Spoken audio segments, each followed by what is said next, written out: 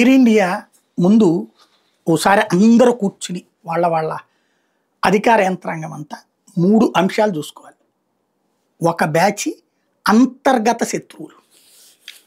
ఇదివరకు భారత ప్రభుత్వం చేతిలో ఉండేది. అప్పుడు బోలెడని బెనిఫిట్లు ఉండేవి ఎయిర్ ఇండియాకి. ఓ రకంగా చెప్పాలంటే ప్రభుత్వ ఉద్యోగం. ఎప్పుడు కావాలంటే అప్పుడు సెలవులు పెట్టుకోవచ్చు. దానికి ఏదో ఒకటి సీఎల్లా, బోయల్లా, హెల్త్ ఏదో గ్రౌండ్స్ అట్లాగే నడిచిపోతూ ఉండేది. ఎంత వయసు వచ్చినా అక్కడ ఎయిర్ హోస్టెస్లుగా చేయొచ్చు. అట్లాగే స్టాఫ్కి సంబంధించి రిస్ట్రిక్షన్ లేదు ఇవన్నీ. అదే ఇప్పుడు ప్రైవేట్ కంపెనీ చేతిలోకి వచ్చింది టాటా కంపెనీలో. దీంతో ఒక అసంతృప్తి ఉంటుంది వాళ్ళకి. ఎందుకంటే ప్రైవేట్ సంస్థకు వచ్చేటప్పుడు ప్రతిదానికి జవాబుదారీ ఉంటుంది. ఇదివరకు జవాబుదారీతనం 70% ఉంటే ఇప్పుడు 100% ఉంటుంది. అప్పుడు ఉంటుంది జవాబుదారీతనం. 70% ఉంటే ఇప్పుడు 100% ఉంటుంది. కాబట్టి అంతర్గత శక్తుల యొక్క కుట్రలు ఏమైనా ఉంటున్నాయా అంటే మన సిబ్బందే ఏమన్నా మన బ్రాండ్ దెబ్బతీయడానికి కుట్ర పన్నుతున్నారా? కార్పొరేట్ దెబ్బలు ఉంటాయి.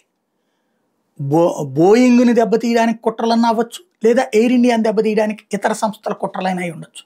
ఎందుకంటే టాటా తీసుకుని ఇప్పుడు భారీ ఎత్తున బిజినెస్ చేస్తుంది. ఇప్పుడు భారతదేశంలో హయ్యెస్ట్ ఉన్నటువంటి ఇండిగో లాంటి వాటిని దెబ్బకొట్టి ముందుకెళ్ళగలిగిన స్థాయి టాటాకు.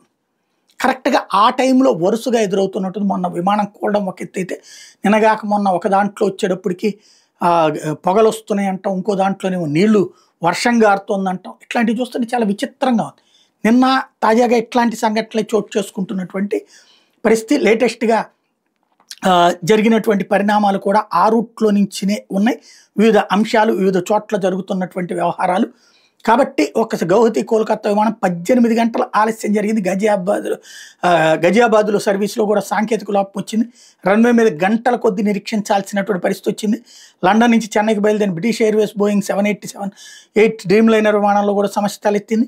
ఇవన్నీ ఒకటి పబ్లిక్కి ఒక ప్యానిక్ అయిపోతున్నారు ఎయిర్ ఇండియా అంటే. ఆ పరిస్థితి వచ్చిందంటే దాని బ్రాండ్ డౌన్ అయిపోతుంది. అది పెద్ద ప్రమాదం. కాబట్టి ఇక్కడ నెంబర్ 1 అంతర్గత శత్రువులు చూడటం. నెంబర్ 2 వాళ్ళు మనకిచ్చిన విమానాలు క్వాలిటీని ఒకసారి క్రాస్ చెక్ చేసుకోవడం, లోపాలని సెటరైట్ చేసుకోవడం.